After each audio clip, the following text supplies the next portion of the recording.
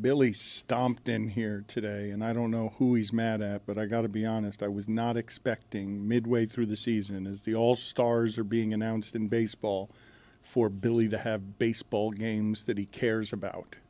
I shouldn't care about this team at this point in the season, and I say that with all due respect, and I have a date with them on Friday, but I shouldn't be caring. You're going to the game tomorrow? You're celebrating the 4th and America by going to an old-fashioned Major League Baseball game. Yeah, hot dogs, fireworks, baseball. Americana. You know what I mean? That'll be a good fireworks show, right? There won't be a lot better. Hopefully. You'll think there'll be a lot of better fireworks shows than the one put together by the Major League Baseball team? What would constitute where you're there watching and you're like, fireworks show kind of sucks? Kids crying, them being asleep, us planning to go to see fireworks with them, but then leaving early because they're fussy because it's late for them. 9 innings, 2 kids. Woof. Starting at 7:10. If I see the fireworks tomorrow, I will be shocked. I will be shocked if I see the fireworks tomorrow. How do the kids feel about fireworks? They don't have feelings yet. They're 2 and 4. Too young. Yeah. They feel how I feel. Feelings. How I tell them how they feel about fireworks. They're probably going to be horrified crying if I were to guess. One of them likes it when we do it like in the driveway and stuff. So she'll probably like it. The 2-year-old or the soon-to-be 2-year-old will probably start crying and be scared, even though it's far away, but it's loud. I don't know. We'll see. We can talk them into it. They've seen them at Disney, and they're like sometimes okay with it, sometimes not. Chris Cody, I will say to you that there have been 2 or 3 times over the last month that I have been away from the show and just laughing about something that you had offered on the show. And one of them was the principle, the life principle of never feeling more alive than when you're jogging slowly away from the fireworks as the fuse goes down. A backpedal if you're really feeling it. Zaz, you a Disney guy? What does that mean? Like, do you take your kids to Disney? I guess your kids are older now. They may be out of the Disney phase. We used to, yes. Well, because like Disney guy. What? I feel like you are. You don't know what that means? He's got grown teenagers. Like, that's my personality. I'm a Disney guy. No, like, do you like to go to Disney? No, I don't actually. Okay, never mind then. I'm not going to tell you. Waiting in the lines? It's the most overrated place there is, Disney. Whoa. So, I mean, very clearly not. You could have just said no. You know you're not. Why aren't you? No, but you're asking, like, is it a place I used to take my kids? Yeah, I did. Yeah. I'd be careful with that opinion, given that you're a climbing star at ESPN. I'm allowed to not want to stand in a 3-hour line in 95 degrees. I'm telling you, you're not doing it right. Lightning lanes nowadays, you can get there's not as long a lines as.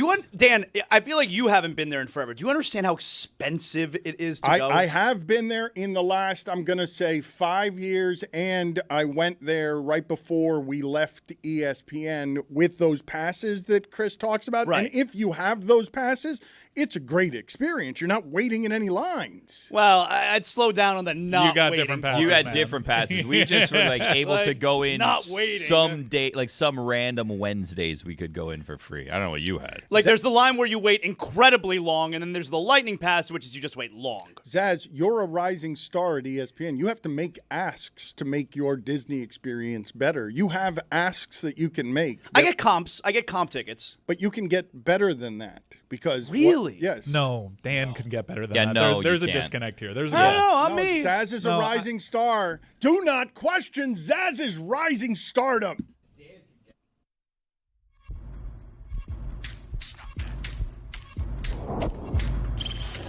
Stop that. Stop that. Stop that. I hear him chat to the noise. Move too quick, can't stop for the talking. I hear him chat with the walking. Just too sharp with the prize. White girls better tell me I'm awesome, yeah. Hot like fire on the pan. If you wanna touch my please use caution. Cold like 0 degrees. I'm out the cage, gotta let out the beast. Revolutionary, gotta let out the streets. Locked in a cage, I'ma let out the sheets. We came for one man, forget my peace. We take the west side, take on the east. I'ma put him in the cage, never let out the. I hear him chat to the noise. Move too quick, can't stop for the talking. I hear him chat with the boys. Man so tough, but man's keep walking, yeah. Just too sharp with the prize. White girls better tell me I'm awesome, yeah. Hot like fire on the pan. If you wanna touch me, please use caution. Stop that. Stop that. Stop that. Not surprisingly, at the beginning of the Shadow Show, I asked Billy why it is that he was mad. We still do not know. We have not gotten an answer to the question of what it is that he was upset about. He stomped in today. Well, Zaz wanted to talk about Disney, so what are we supposed to do? He's the co-host today. He brings up Disney. We go down the Disney path. That's right. The Marlins last night had a chance to put all of us in play so that we had a Billy Live watch party tonight as the Marlins went for a winning streak larger than any winning streak in franchise history. I liked Billy watching 9 innings of Twins, Marlins baseball. Twinkies. But he was denied that because the Marlins lost 2-1, and their 8-game winning streak, which could have become 9 and tied the franchise record, dissolved because of controversy. We sent Jeremy Taché out to Marlins Park. We will have a live report from the controversy. What was the controversy, Billy? So it was in the 6th inning. We have the video here if you want to see the video here for those of you who are on YouTube who are not tuned in to Marlins Twins. So Kyle Stowers just hits a ball that seems to be a base hit right up the middle. Runner on second base comes around to score. Everyone's saying, okay, tie game 2-2. But no, if you look, the umpire throws up his hands and he says, does it even hit him? I interfered with this play. And if you watch it, it barely grazed him, if even that. The run was sure to score anyways. Ball doesn't even seem to really change directions. So what they end up doing is they don't say, okay, you know what, runners on first and third. No. They sent Jesus Sanchez back to second base when he was halfway to third base with his lead anyways and said, no, dead ball, runner doesn't advance, and there's no review of this. It remains a 2-1 game. For those of you not watching, there was a runner in scoring position at second base. It's a line drive, clear as day up the middle. No one's near it except the umpire. The second baseman and the shortstop are nowhere near it. The ball is hit hard. The only reason I know that the ball hit the umpire is because the umpire immediately threw his hands up to say it had hit him, and that's an automatic dead ball. But even on replay, I cannot tell that you're slowing it down for me, you're freezing it for me, and I still can't tell that the ball hit the umpire, and you're mad. You knew the rule beforehand, right, that if it hits the umpire, it's an immediate dead ball, but you didn't know that they send Sanchez back to second. I think everyone was confused, and, on the call, Tommy Hutton was, Tommy Hutton. He was not happy with the way that this thing played out. Upset? He seemed a little hot under the collar after this call. He always does, though. At Le Batard Show, does Tommy Hutton always seem a little bit hot under the collar? You guys are with me on this when I said yesterday that I've rarely been more scared during a sporting participation than playing third base in a softball game against Ozzie and Jose Canseco. That's why right there. The way the ball comes off Stowers' bat, that is an umpire who's not anywhere near where that ball's being hit, and he does not have the speed. Here's exactly where the ball was being hit. The exit velocity on what it is that's happening there, he doesn't have the speed to get out of the way. Can we be honest, though? That's garbage reflex by the umpire. It is. Whatever, all right? He's not standing in front of the pitcher's mound. That's garbage reflex. If you're going to stand there, it's your job, okay, you got to stand there. It's also your job to not get hit by that ball. And that's garbage. That's garbage reflex. It didn't impact the play, and also, I feel like, if we're going to be honest, he wasn't paying attention. I don't think it hit him. I'm going to tell you, I don't think it hit him. You don't think it hit him? No, I don't. 100% hit him. I don't think I'm not 100%. It clearly changes direction. It does change the foot. What's weird is it actually makes English it, on that ball. Physics. The deflection actually carries it closer to the second baseman, which is, Marlins got boned there. Mm-hmm. He should be diving, if he's diving to catch it, but in the opposite direction, out of the way, if he was paying attention. I think he's in that no man's land where it's I'm not calling balls and strikes. There's not anyone on first base. No, I know what it is. What do I have to do? I know what happened. It's garbage reflex. I do like Billy's theory, though, that the umpire was thinking about other things. There's so much time out there to be thinking about other things that it is possible that he just wasn't paying. Think about how many times he's standing behind the pitcher board and the ball's not hitting him, not hit anywhere near him, and he doesn't have to worry He's about watching it. the runner on second base. Oh, is there going to be a pickoff? No one's even covering second base. What am I doing with my life? There have to be times where the umpires down the line This is what I'm have a thinking. check swing That's exactly and they're what I'm daydreaming. thinking. Yes. And all of a sudden the home plate umpire's pointing down to they're them coming to me. and they're just like, nope. Like, they just have to say something. I'm totally with you. That definitely happens where you weren't paying the closest attention at third to the checks. Oh, shit, they're coming to me. Yeah, the ump's having marital problems. Yeah, like right. they're He's trying just to- thinking about life. Yeah, just something. Definitely. There's something wrong with the tuition payment. Like just there, he's thinking about something Checking else. in on parlays or There's- something. Yeah, that too. That you can Not baseball, guys. Okay. Well, he's really happy Other about his sports. Twins leg of that parlay. Well, he's probably also thinking like, you know what? Like tomorrow noon game. What are we? Maybe I can move my flight back Sorry a little about bit, that. I head hit to the the wrong beach button. or something. Time to throw What's away this? all journalistic credibility and get reckless. Here is something we like to call reckless speculation. You're good. I'm good. Someone's good. You're good. He's I'm on good. he's on the take. I mean, I didn't say that. You did kind of I say did not. that. No, I You said did- not baseball. You did kind of say. You Parlays. said you can't be an umpire and bet on other parlays. Yeah, you could be betting on the WNBA. Could he not? I don't believe that. Commissioner's Cup was just the other day. I'm going to guess that there's a rule against umpires doing any gambling of any sort. I'm also going to guess possibly that umpires aren't even allowed to go into a casino in Vegas. That and they're not gamble. allowed. They're definitely not allowed that. Really? Yeah, you can't go in a casino. What if they want to go see a magic show? Better hustle in and out of that casino. If you get caught off guard down the line with a check swing, you always just go no swing, right? Yes, You yeah. can't, just you can't throw the go save. It's easy. swing if you're just like. I've always theorized this. no clue. They're not locked in on every Right. pitch. It's like, Right. Can't be. Right. Put it on the poll, please, at Le Batard Show. If the umpire is daydreaming on a check swing, is he just going to hold his hands out in the safe gesture? Like, Ma- it's too much paying attention to be locked in on every pitch when you're standing at third and base. there had to be one where it's like, that one I was locked in on. They didn't ask me. I want the honest umpire that like points down to first base. That umpire points to second base. He's like, you got it? What do you think? or You know, or in- just a shrug. It could in- just be. In the NBA, that happens all the time with the referees, where like he looks for help. He doesn't know if who it went out on. Why does that never happen at first base? They always know. You know what drives me crazy in basketball? When the official furthest away from the play makes a call. Oh, yeah. Oh my god. Oh yeah. That's your call. Come on. Hey, that's his call. He didn't say anything. Come on. NBA officials, we can say bet on the games, right? I mean- like, that's confirmed, hit the Hold sounder. on a right? second. No, I mean, damn, that's not there was even. evidence. Time to throw away all journalistic credibility and get reckless. Here is something we like to call reckless speculation. By the way, did you see the Malik Beasley stuff? Like I told you, there are other factors in life. It isn't necessarily a dude trying to cash a teaser. This guy seemed to be under it a little bit. Well, that's what I was saying to you guys when you don't know what someone's financial issues are, no matter how many millions they're into, and you don't know what someone's gambling problem is either. Yeah, well, that's where I took offense. Like, he may not have the gambling problem.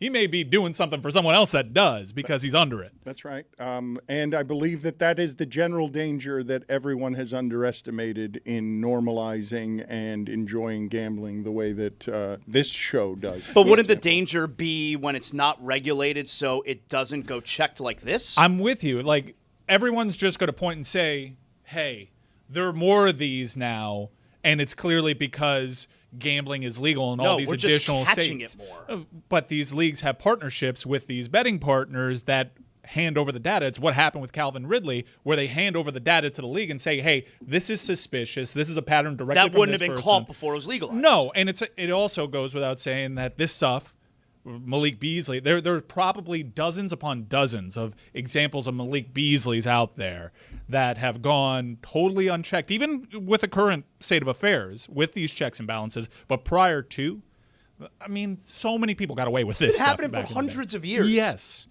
By the way, Terry Rozier cleared. Yeah, we talked about that, and Mike Ryan was enjoying the fact that he was accused of fixing games but was cleared and is simply bad at basketball and was accused of fixing games because he's that bad at basketball. But we have in play already what it is that I said about, or what it is they said about the umpire and check swings. Can you guys find for me information whether umpires or referees can indeed go into a casino of any kind? And I want to ask the poll question at Le Batard Show. If umpires are not allowed in casinos, can an umpire go through the casino lobby to go to the magic show? Yes or no? Because I don't think you're allowed to gamble, but maybe the ban extends to, like, you can't go at the Bellagio to see O either, which would be the greater hurt for an umpire who has no interest in gambling, but perhaps is interested What in if the you just like the arts? Blue Man Group, you know, and now you can't go anymore? He has to go outside Yeah. to get to the theater. Yes, an MLB umpire can physically enter or walk through a casino so long as they do not violate MLB's gambling rules. All right. But they can't gamble on anything, correct? They're not That allowed. would be violating MLB's gambling Can they rules. gamble on lotto? Are umpires allowed to gamble on the lottery? And also put this on the poll. Does Rick Carlisle look like a retired member of the Blue Man Group at Le Batard Show?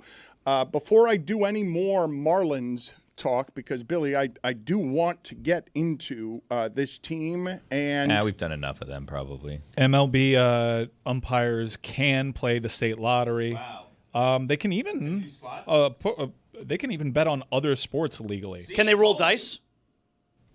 How about the ponies? I assume if they can bet on other sports. Highlight? Yeah, they can do that. Wow. so Yeah. you were right, Billy. So Yeah. you were totally Apologies. right. Yes, I will apologize to you because you were right.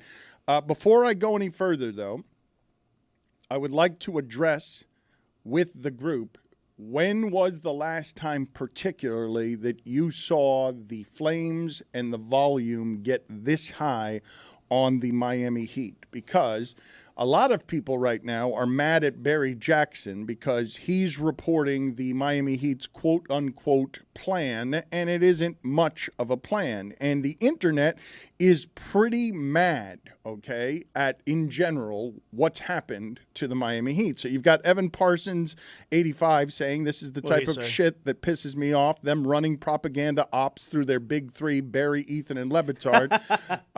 That's not going to work anymore. And now whenever I hear them talk about the team, I feel like I'm being played. Biscayne, Maine says Heat culture is all about taking accountability unless you're the architect of the franchise putting together these teams. Big idiot Heat guy says, find someone who's willing to make excuses about you in the same way Pat Riley is willing to make excuses for the mediocre-ass roster he assembled. And then Greg Silender, the writer, says, a close friend who's been a Heat fan since before Riley just texted me, yeah, I'm out. They're just going to continue to tread water, which is what the one thing that Heat fans didn't want to see after the years of frustration finally caught up to the majority of the fan base. There were subsects of the fan base that were like, I don't think this is the right path. I mean, I'm aggravated. I haven't been aggravated like this in, I don't know. You should be. I was talking to Billy before the show. I'm like, their plan is essentially to run it back. And he correctly said, well, they're not running it back. Duncan Robinson isn't here anymore. They might actually be worse. Their plan is...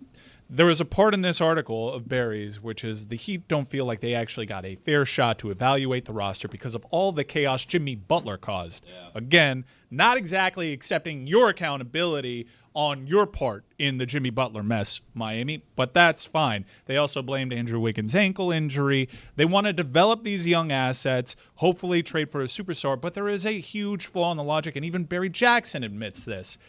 Say they develop guys. They already have two All-Stars in Tyler Hero and Bam Adebayo. Their package, if they went all in on trying to acquire a superstar like Giannis, they don't have a good hand compared to Houston or San Antonio. They're still falling short. And the reason why they don't want to go in the other direction and tank is because they point to several examples of where tanking doesn't work. They don't point to the Oklahoma City Thunder where it does work spectacularly. Do they not have confidence in their own ability to rebuild the roster? Their best trade assets are the two All-Stars, Tyler Hero, Bam Adebayo. We got a season. They blamed the Jimmy Butler chaos, but we got... The Rockets tanked too, correct? The Rockets also tanked and got rewarded for tanking. And they took your lunch money on Kevin Durant, and they still have plenty of assets to go ahead and beat you to Giannis. So it's okay, but just that part's really not disappointing. hard. Why they're not willing to do the tanking part? Riley's 80. That's why. Like, that part's not hard. But, okay, so what's more important? Riley's age? And I'm just asking this question because you could answer that Riley gets to go however he wants because he's the godfather and he brought us all this success and he made the franchise relevant. But what is more important?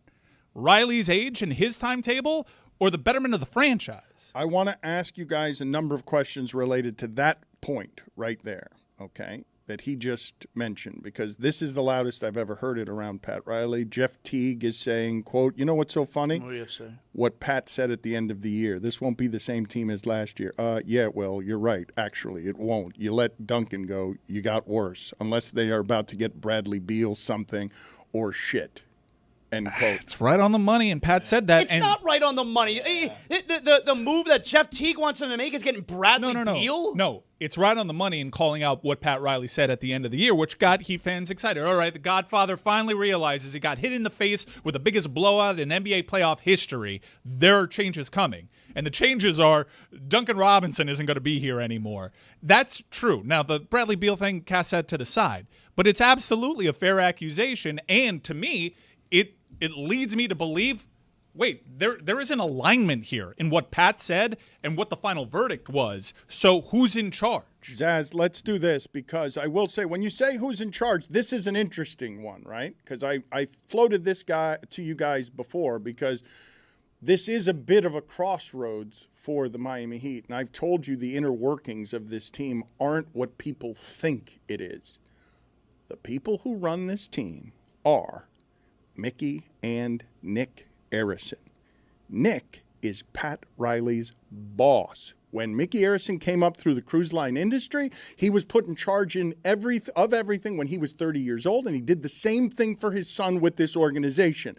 And I'm not positive that Nick and Pat are connected right here. Where Pat is at 80, I want to win right now, and I don't know if Nick would rather have the draft picks or not, and I don't know what kind of tension it might cause, because it has caused tension, and it's not big tension, but how do you imagine Pat Riley feels about reporting to Nick Arison, who used to be a ball boy? How do you imagine that would go in the places where there's disagreement and Nick has to win things? I don't know. I don't have the answer for you on how often Nick is overruling Pat, how often Nick is the deciding vote in the vote of 5 among the group of 5 that make the decision. But I will keep telling you again and again, and no one seems to know this, the person that Pat Riley reports to is Nick Arison.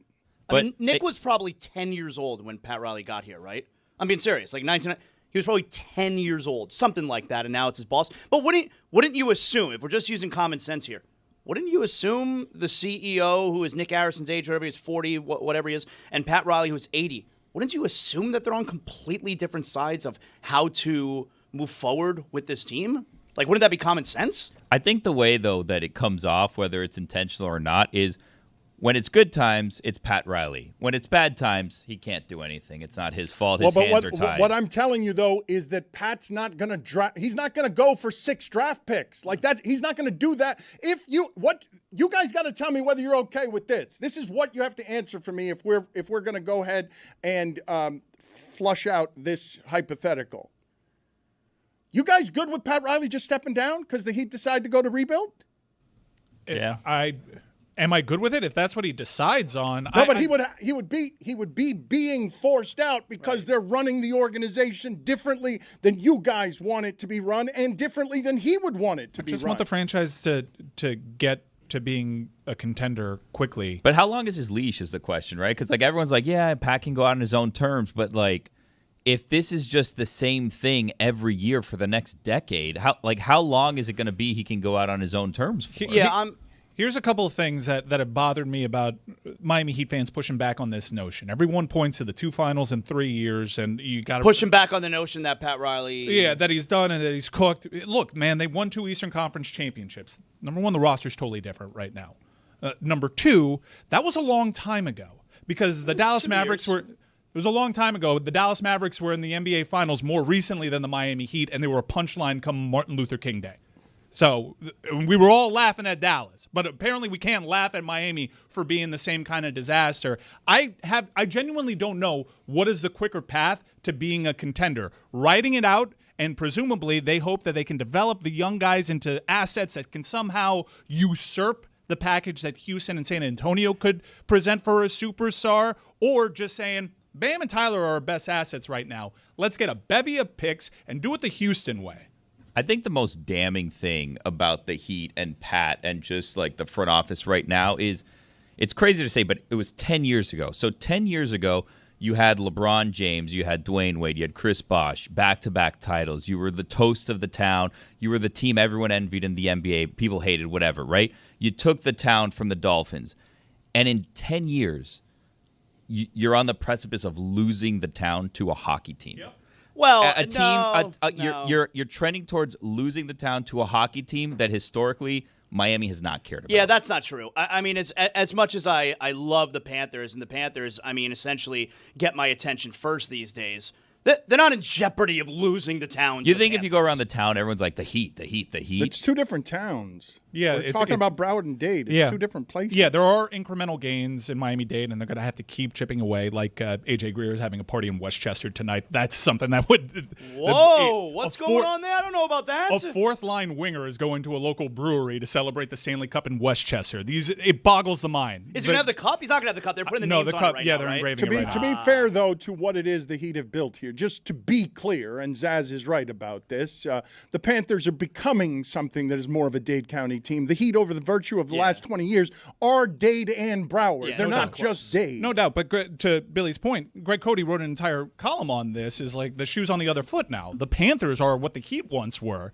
and the Heat... with the great management and the winning. In terms of where they are as a franchise and getting close to a championship and the perception and the respect that they garner from around the league and what the fans actually feel about their team's chances, the Miami Heat are stuck in the middle of no man's land right now. They are, but let me just stop you guys for a second on what it is you're doing. First of all, I want to ask a question. Mike has now used this expression a handful of times over the last few weeks. He has commented on the taking of lunch money. Are we still doing lunch money given that we're not doing cash anymore? No, actually, the bill that just passed made sure that there is no more lunch money and no more lunch, It just period. passed. The big, beautiful bill just passed this morning at 6 a.m. Well, part of the deal was they can't call it that anymore because that triggers people. All right. But lunch money, physical lunch money, is that something that bullies still take? Put it on the poll at Le Batard Show. Is lunch money still something that bullies take? But the place that I wanted to stop you guys, and forgive the fire alarm, we're going to just blow right through it because we're on live and we don't care. And What if we there's didn't a fire? get the preemptive. This is just a drill today. Right. We will continue Might to be a ignore fire. these It until smells one something. day we get the viral moment of all of us going up in flames here because we've ignored the fire alarm again. But the thing that you guys do, and this is really easy to do, right? Because we all get to be general managers and no one holds us accountable for when we get it wrong. You say the Heat have failed the last few years. Well, you guys didn't want Harden. You didn't want Kyrie Irving. You didn't want them. They were both available. They've just signed quietly elsewhere. It seems to have worked out. You didn't want those guys. You wanted Dame, and if you'd gotten him, you wouldn't be real happy right now if Damian Lillard had also gotten here. So all your moves end up working, even though they don't, because Harden just signed quietly with the Clippers. Hasn't been an issue there. They love having him, $40 million a year. Kyrie Irving just signed quietly with Dallas. Doesn't seem to have any problems there. I don't know if what you're doing is right. Again, apologies for this fire alarm. That does not shut the fuck up. I can't hear you. We were talking about Tyler Hero for James Harden. That was an actual debate, and a lot of people felt really strongly about getting James Harden. Kyrie Irving had a lot of off-the-court stuff going on at the time. They both did. And this was at the time where Miami was actually competing for Eastern Conference championships. But there were plenty of arguments to be made, and I think most people landed on whatever the franchise decides on. Damian Lillard, yeah, we wanted Damian Lillard. Miami Heat wanted Damian Lillard too, and they approached that like total assholes, all right? And they failed. In fact, every example that you cited, Miami kicked the tires and tried to put together something to get these players, and they failed. My biggest problem with the Heat's plan right now is they are seeming. It doesn't have to be seemingly. Their MO is to have all these assets, young players, whatever draft picks they have, and they are waiting for a star player, a superstar player, to get upset with his current situation, and then they are going to pounce. And to me, that's not a plan. Like, hoping that someone gets... Because it's plentyfold, where you're hoping for someone to get angry enough to want to be out, and then you're also hoping for that team to be willing... You're not just convincing a free agent to come to you. It's you have to convince that team to then send him to you. But in reality, that player has to make a mess of the situation so that it doesn't matter if another team has better assets than you. And that, to me... That's not a plan. Okay, you say it's not a plan, but I would say that it's been the transplant plan of Pat Riley since he got here. Go get Alonzo Mourning. Go get Tim Hardaway. Go get Jimmy Butler. Go get LeBron James. Like, he hit on Wade and changed his entire philosophy as, okay, I will trust young players. I'm not going to do it anymore the way that I did it with the Knicks and the Lakers. Yeah, but what happens with Duncan Robinson, who's one of these guys who's on your roster who you don't end up trading because you believe in him, and now he's gone anyways. So you never traded him for a star, and now you've got got nothing in return for him. That's true, and you got a player that you invented out of nothing, as you've gotten the reputation for doing since drafting Dwayne Wade gave you the opportunity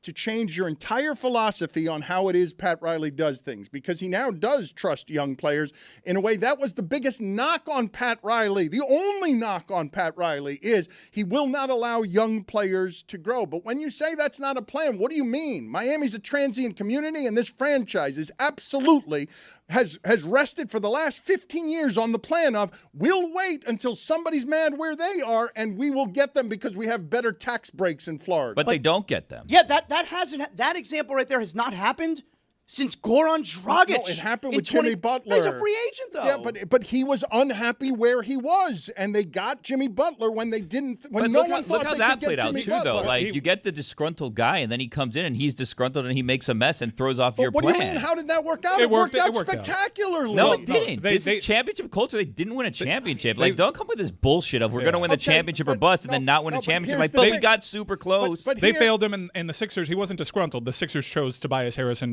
to move the roster in a different direction. He was disgruntled with wherever he was in Minnesota, in Philadelphia. He wanted his money. The thing that you guys are doing on this, though, is that Jimmy Butler failed, but Kyrie Irving hasn't, or James Harden hasn't. Like, they were the available guys. You wanted them. They've been successful, but they didn't get ultimate success, so they failed. They just got Harden and Irving just got re-signed because they failed in Dallas and Los Angeles. I'm not going to go as far as to say They fell short of their ultimate goal, which is a championship.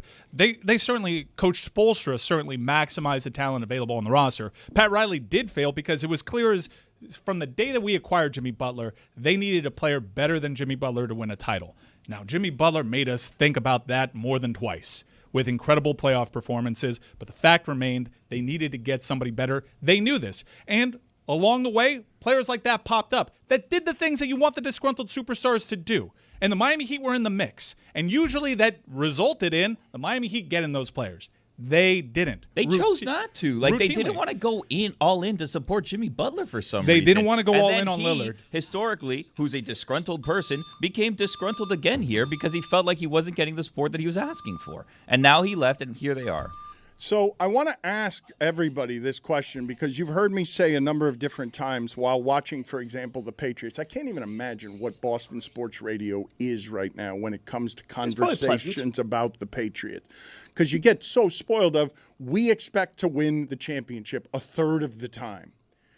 The Miami Heat have placed the standard in a place that makes all of this louder than it has been at any time, at least in part because of where they place the standard of, the fan base is used to getting whoever or whatever they want. And now when they don't get the people they want, you guys say that Jimmy Butler is a failure somehow, or the Jimmy Butler experience was a failure when it went from Dion Waiters and Hassan Whiteside to they're in the finals twice. Can we travel back in time, though, momentarily? What was the general feeling when the Miami Heat got pretty much beat up by the Denver Nuggets in the NBA Finals? Not good enough. They're not good enough. Everyone agreed. Incredible season, maximize it. Hell yeah, we beat Boston. That feels amazing. But if we want to win a title, we know we got to get better. 3 years have gone by of them failing to get better. They've gotten worse. Agreed. I think after 3 years, and I was sounding the alarms after they made the final saying that this isn't good enough, and I was confused as everybody else around us got better. All right, that's fine. Year 1, maybe I knee-jerk. Year 2, start listening to me. Year 3, that's why the Flames are as high as they've ever been. I understand. Bam said at the last presser there are going to be a lot of changes this summer. Be prepared for that. And there hasn't been anything since, and I understand the frustration. The place that I'm just stopping you guys at the risk of being accused of being accused of being a mouthpiece for the Heat. You're part of the big three. I am part of the big three. I didn't like my ranking there. Barry, Ethan, then me. Well, you occasionally go into it. You build up. You're not as consistent as the other guys in being a mouthpiece. Because I am never, ever leaked anything volunteered. That's not something the organization does. I sometimes go around and ask questions. But the demand being made, I get it. I get the frustration. But please understand when you point to me and you say, okay, they did what they did with Jimmy Butler and got to the finals and then weren't good enough. And then you're saying, you know what I realized during the finals? Need someone better than Jokic. Okay. You Not win. necessarily. No, but you win. Need someone better than Jimmy. No. And that was consistent. That But was a Mike, 6-year Mike, conversation. You get to Denver, and the reason you lose is because Jimmy's not as good as Jokic. Right, but what we were worried about wasn't necessarily like, look, they got to make it through the West. Hopefully, someone takes Jokic out before you get there. But it wasn't a sustainable business model. Being able to beat Boston, it was wonderful that you did it as many times as you did. But everybody else continued to improve, and we didn't. You say a sustainable model. I would say that the Heat selling out their arena has been a sustainable model for 15 years because they've been relevant. And I would also say that while Pat Riley set the standard at championship or bust, it makes damn near every player in the league a bust to make it championship or bust. Because by that definition, Jimmy Butler is a bust. By that definition. Agreed. We're on the same page. But I don't agree. I don't agree with that. You just said it. I you don't just agree with said it. We agree. By that definition. Well, Jimmy Butler agrees. And whether you think it's performative or not, he has given plenty of interviews since his departure, and even while he was here being allegedly happy, saying we failed. Right, and Luka failed last year and then was traded because he's a bust too. We're just going to keep But doing we're just that. giving Pat Riley a pass forever. Like, he can just do whatever he wants. And he's whatever, not getting Pat a Riley. I don't think anyone's giving him a pass. First of all, please, he's we're not giving him a getting pass right now. Well, first of all, he's not getting a pass. Second of all, if anyone in sports were to get a Pat Riley or forever pass, I'd name it after Pat Riley because. Same, because he gets it forever. Well, just I don't know what. So what would you do, Billy? Say it. What would I do? Yeah, right now, just say it. I think Pat Riley needs to go. I don't think that anyone's been beating around the bush So on this. fire him. Would I fire him? I mean, I would say I think that we need to move in a different direction. So fire him.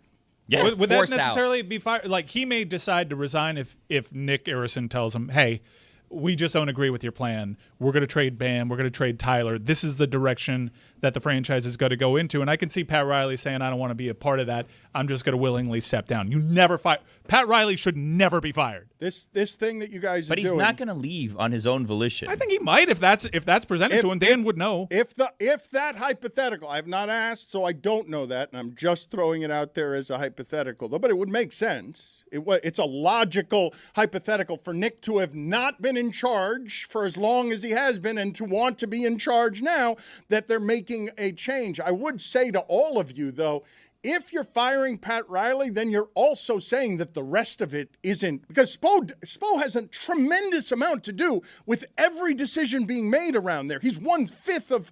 It's him, But you Ellis see, Berger. like, now it's not Pat Riley, it's Eric Spoelstra's fault that But this no, isn't Billy, working out. And they're not everyone- making- it's just never PatRiley's fault. Everyone, dude, we're the only ones talking about the five. We're the only ones talking about Everyone the is Heat saying today. it's Pat Riley's Everybody fault. nationally, it's just Pat Everyone. Riley. You put on television, Stephen A. Smith only refers to Pat Riley. He never says Nick Harrison Like, or Andy Ellis. Outside of us on this show right here saying that there's a five-headed monster here, I don't hear anyone else. No Everyone one else else is says just that, Pat yeah. Riley. And that's okay, though, but that's how the whole thing is set up. It has worked for many years. So what would you do? And it'll, by the way, if this is not working according to you, what would you do? if I may, before you answer that perception nationally is how Pat Riley likes it. Oh, yeah. That's why Pat Riley is the one that's doing the end It's of how the the season. Arisons- I think it's how the organization it's likes how the it. Yeah. Arisons No, like it. no, it's as mutually well. beneficial. And Pat loves going out there and gassing up the Heat fans, talking about Wales and talking about changes and leaning into the godfatherness of that. You say he loves that, but there's a reason he only talks to the press once or twice a year now. He doesn't actually want to do much Now he of doesn't that love anymore. attention. Versace man with his slick back hair doesn't like the spotlight. He doesn't like to get Versace in man. Spoelstra's way on whatever the voice for the organization is, and so he doesn't actually speak very much. And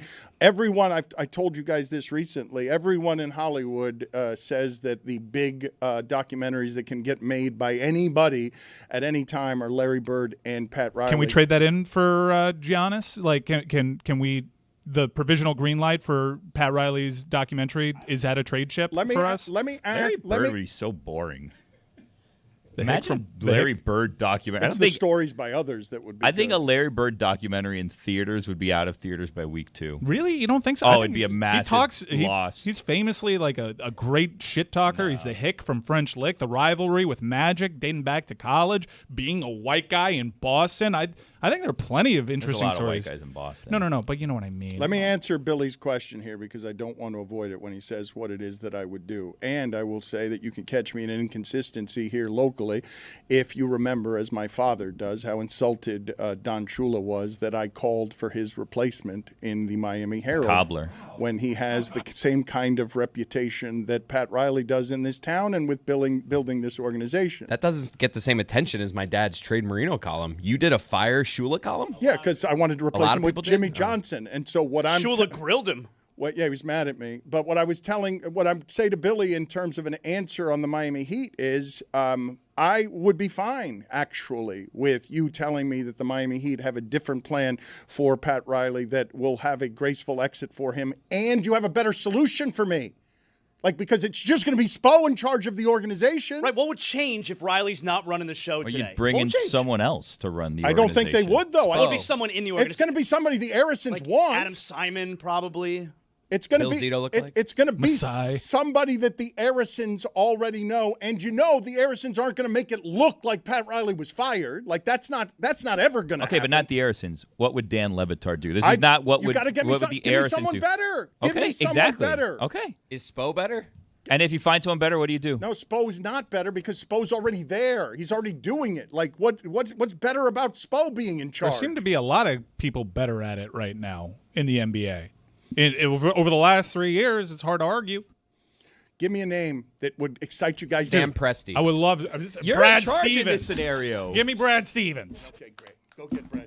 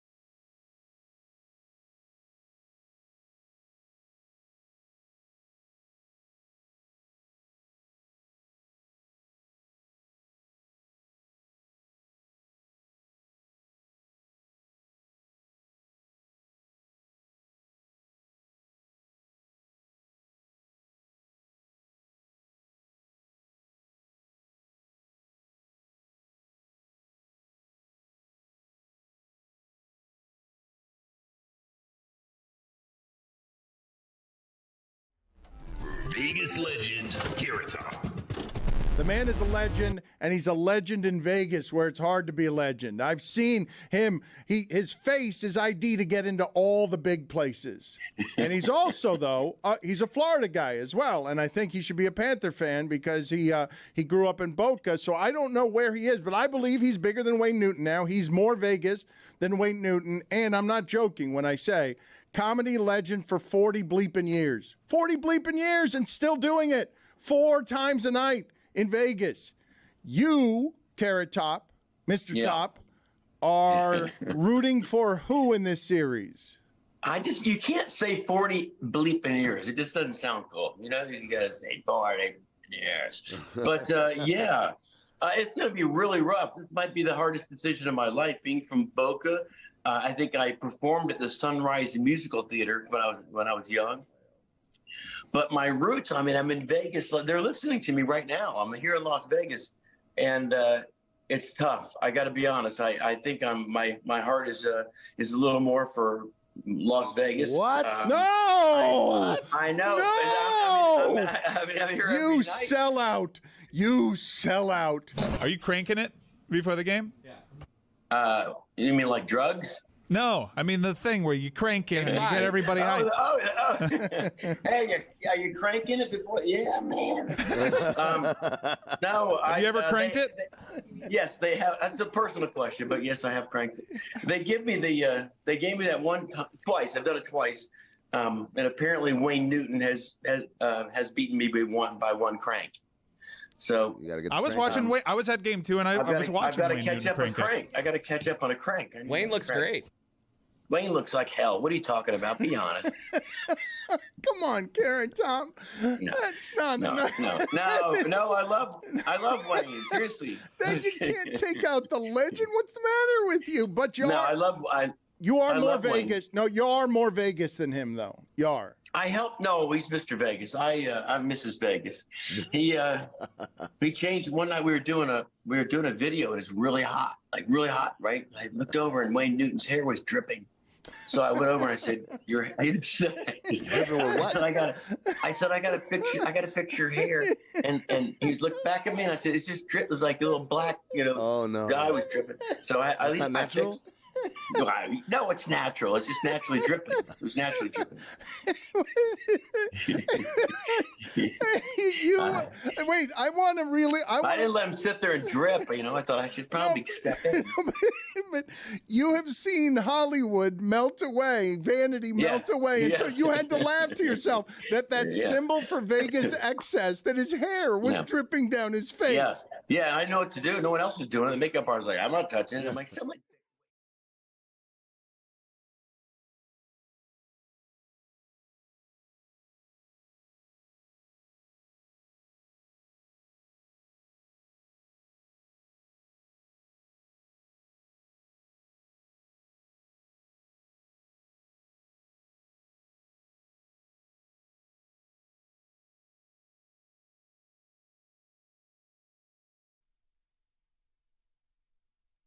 Guys, the boys of summer are back. I'm talking Barry Larkin, Rafael Palmeiro, Nick Markakis. They're all playing really important games right now in Major League Baseball. Tickets are in sky-high demand, and you want to get a deal on those games. Download the Game Time app, create an account, and use code DAN, that is D-A-N, for $20 off your first purchase. Whether it's last-minute tickets that you need to get to catch your favorite team, or you're chasing a perfect summer night, Game Time has your back with incredible last-minute MLB deals. Download the Game Time app today. Last-minute tickets, lowest price, guaranteed. Go buy some tickets and watch Grady Sizemore and Travis Hafner. Mike has not really been paying attention to baseball since Nick Markakis. He's missing out on some pretty good stuff. I follow the Mariners, and it seems as though Big Dumper's having an all-time season It's for a catcher. unbelievable. It's not for a catcher, for anybody. He's awesome. It's not for a catcher. I'm watching yesterday. Jacob Mizorowski for the Brewers, another one of these guys who throws 100 miles an hour, and it doesn't even make sense because he's so skinny, and it's just all slingshot. It's 6'7". If that guy weighs 190 pounds, it would be a lot, and it's all slingshot. And I saw that Clayton Kershaw just got his 3,000th strikeout last night, which is impressive until you consider that Randy Johnson has about 5,000. Because the slingshotting of a baseball when you're 6'10" from the arm angle that's on top of you makes it nearly impossible to hit. Like I've seen guys against Mizorowski contort themselves into a corkscrew, professional hitters trying to hit his slider because it goes from the center of the plate to their knees. He also, and I was surprised by this, has like 400 career strikeouts less than Max Scherzer. I don't think that you have the numbers right. Clayton Kershaw has 400 strikeouts less than Max Scherzer. Okay, so Kershaw, I thought you were doing Mizorowski. No, he has substantially less. Not that many less given how he started. Like he's the first pitcher ever to come out of the box. His first 3 games doesn't allow any hits and is just striking everybody out. The point remains, if you want to sit in your seat and cheer on Ubaldo Jimenez, download the Game Time app today. It is the point that remains. Did you guys see yesterday? I don't know if you guys care about this at all, but they moved Lindor out of the leadoff spot for the first time against Mizorowski. They beat him, the Mets did, and they got the grand slam from Ninmo, who was playing instead of Lindor in the leadoff spot because the manager is brilliant. I did. It was a main topic at the dinner table last night. Jeremy, 3,000 strikeouts. He's joining us live from Marlins Park. 3,000 strikeouts. Does it still mean anything? We've got Pitch Clock later in the show. We're going to be obsessed with baseball in the last hour. We've got Jerry Bruckheimer, the director of the F1 movie. And what else has he made, Billy? Producer of the F1 movie. He producer, didn't direct excuse me. Yeah, he's attached to everything. Pirates of the Caribbean, Top Gun, Maverick, Bad Boys, National Treasure, Black Hawk Down, Days of Thunder, Kangaroo Jack, Crimson Tide, a little Why bit is of everything. Pirates of the Caribbean the first one you mentioned? Why is Kangaroo Jack in there? One that you mentioned at all. Big What do you moneymaker, Pirates. Huge moneymaker. Yeah, Pirates was You massive. don't like Pirates? Oh, you hate Disney. I forgot. Pirates was massive. How do you pronounce it? Caribbean or Caribbean? When it's Royal Caribbean. When it's Pirates of the Caribbean. Pronounce it the correct way, Caribbean. That is actually accurate. Checks For some reason, Billy put it in such great perspective. He really did. He did it very well. So Jeremy is out at Marlins Park. You can see all of the pageantry, everybody getting ready for July 4th at a sold-out Marlins Park where an umpire with bad reflexes ruined baseball last night. Garbage reflex. How bad was it, Jeremy, in the Marlins clubhouse? Were they mad at the umpire? They weren't necessarily mad at the umpire. They were frustrated. You know, it's one of those things. Kyle Stowers hit the ball 111 miles an hour off the bat. It was one of the hardest hit balls of the game. And so, you know, the umpire did his best to get it out of the way. Unfortunately, his reflexes were very slow. And it just clipped off the back of his heel, but there's no room for interpretation on the rule. It's a dead ball, and they're going to need to call Michael Hill, former GM of the Marlins, who's now part of the rules committee, to see if they can change that rule and make it an interpretation type of rule.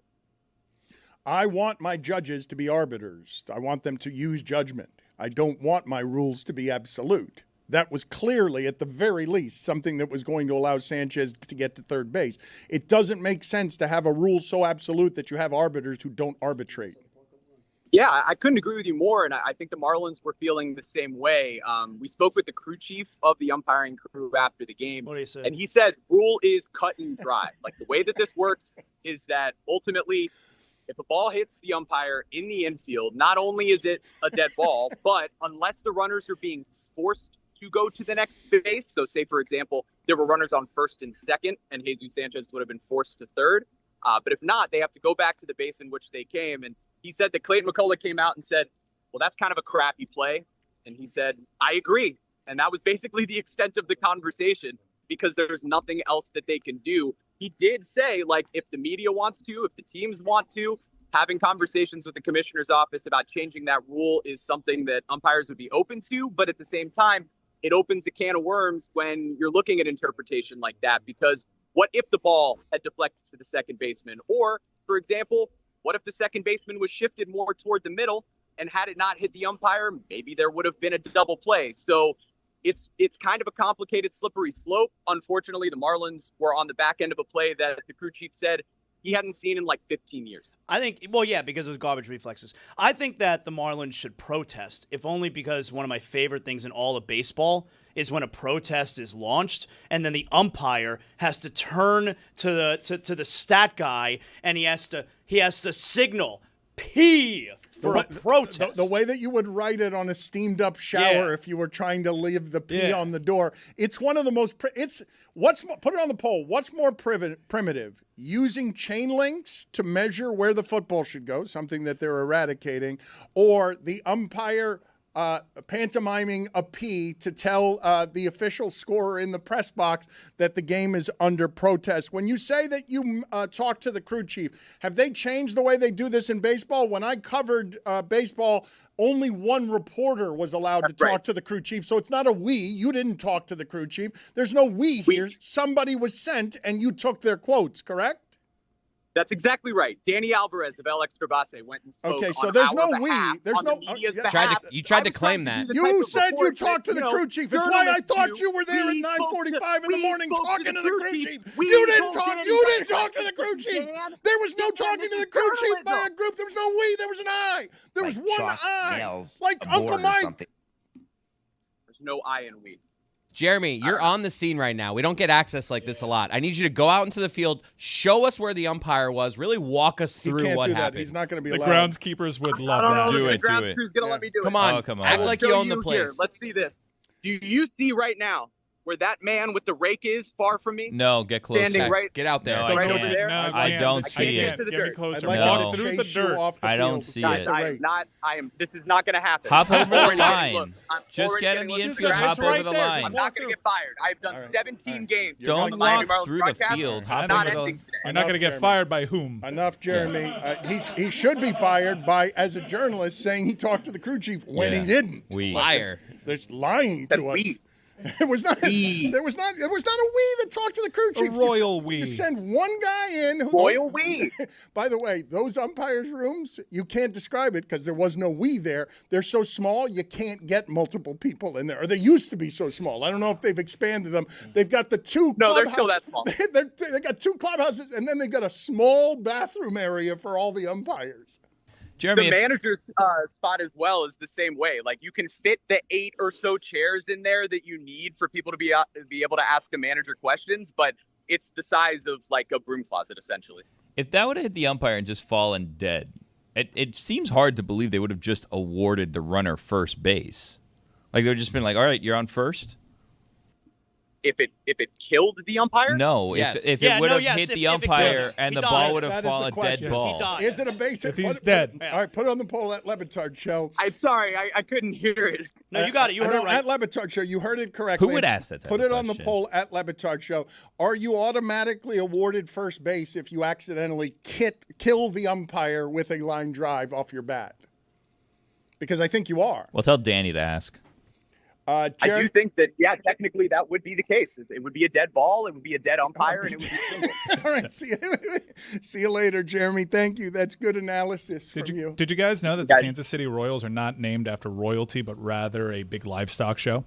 I had no idea. Yeah, in the 1890s, there was a big livestock show called the Royal Livestock, and they just adopted the crown because it made a hell of a lot more sense than a logo tied to livestock.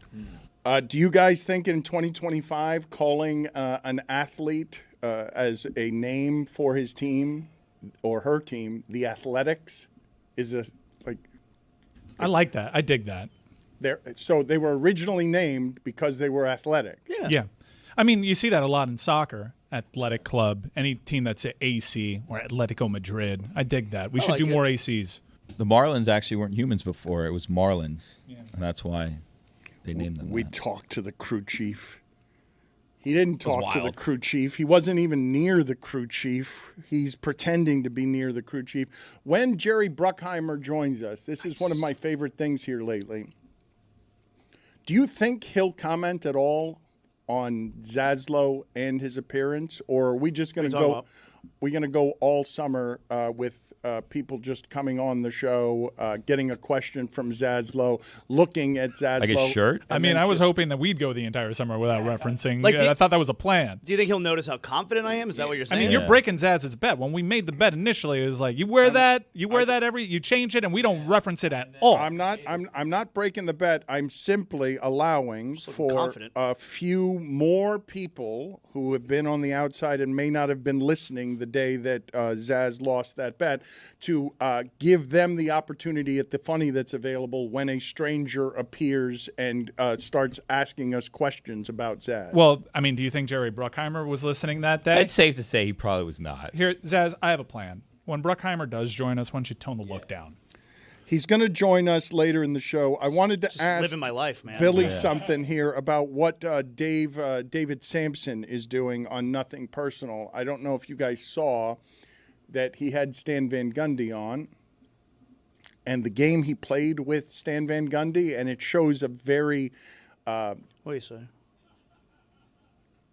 it shows a very primitive form of creativity that doesn't quite rise to the level of genius that Billy and Stugotz have on God Bless Football and Stupidity.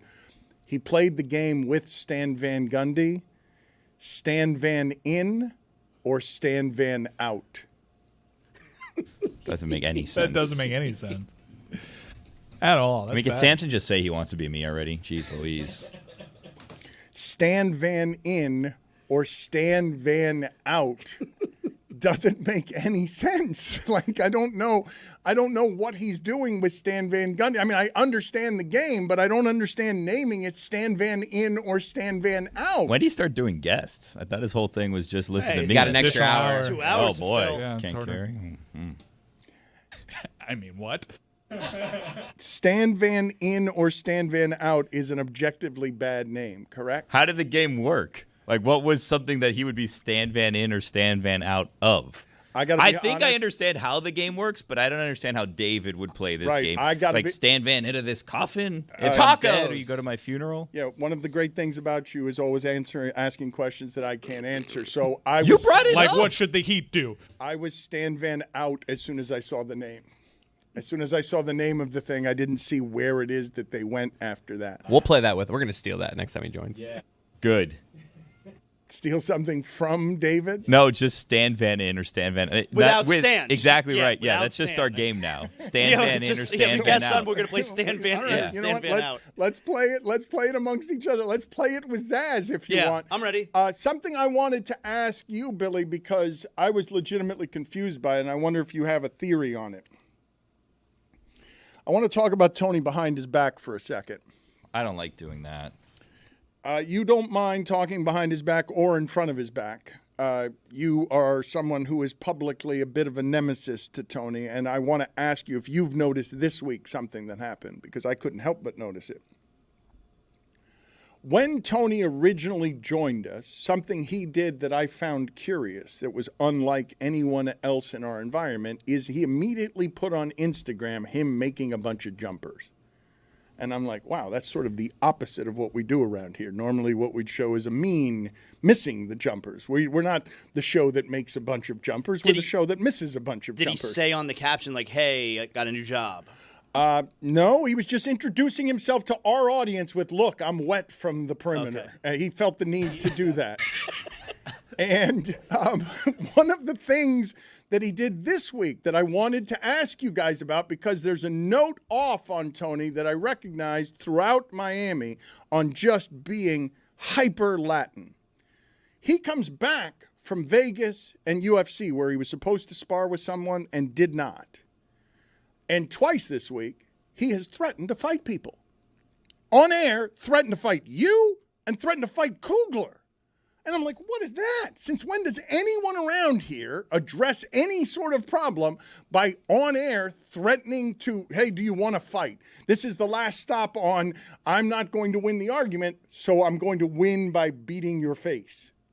Is that how we do things around here? And so I just was curious if you guys noticed that this is a direct result of returning from UFC in Vegas, where a whole bunch of that crowd is brainwashed into that's how we problem solve in 2025. We just beat your face in.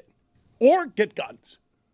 Oh, that's that a step further. Yeah, Yeah. It's hard to improvise. We're not expecting guns, but yes, that is what we do. When I all else think, fails, you fight. You threaten to fight. I think maybe his cup is just filling up, you know? He's had it a little bit too much, and he's got to let it out some way or another. And he was supposed to fight that UFC fighter who allegedly then ducked him and ran away, which, by the way, can I just say, yesterday I said, you know what? This is why I love Twitter. It's because a show fan directly tweeted at the guy and said, hey, Tony said you ran away from him. Is that true? And he tagged all of us. And then I went to see his account, and I saw, well, he doesn't have, like, the largest of followings, but also he's not the most active. So I think... Tony Burner? I don't remember his name. Was that his name? No, I'm asking. It could have been Tony's burner. No. I think Tony would not want this guy, because let's be real. Tony lied about the fact that the guy ran away ducking him. He's obviously not avoiding him. He had some sort of obligation or whatever that he had to go. But someone reached out to him directly to say, hey, this guy's calling you a scaredy cat. Is that the case? And I don't know if he's going to see it or not, but I feel like what we need to do is like whoever's verified, whatever, like maybe let's kind of get that out there. So in the name of journalism, we can get to the bottom of what really happened here. Once he sees the blue check marks, maybe it'll call attention to him, and then he'll see, oh, this guy said I was ducking him or not. Is it true that the other day on one of Stugotz's properties, he had on Frank Isola, and they played Iceman, Isola or Asshola? Now that's a game. That's how you play. Mm-hmm. Jealous. I think that's true.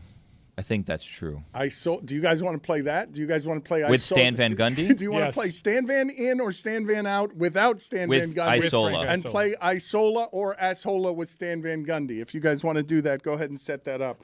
Should get the Iceman to play the stand game. Isola or Asshola. So do you think that Tony should be threatening to fight people? I just think it's weird. Yeah, I think he's getting mad. I think it's a lot of creatine that's flowing through his veins. Really? Yeah, Is he's that looking what it good. is? Like if you saw that video, you can see he's a bigger guy, and I think he's also younger, shorter fuse, and he's all hopped up on performance enhancers. Tony threatening to fight people. Isola or Asshole? I will say this: once this gets back to him, he's not going to be happy. If you think he's going to come in on Monday or Tuesday or whatever day in a better mood, I don't think that's going to be Well, the but it's case. not about his mood. His mood's always good. He's got one of the best attitudes around here. No, people who no.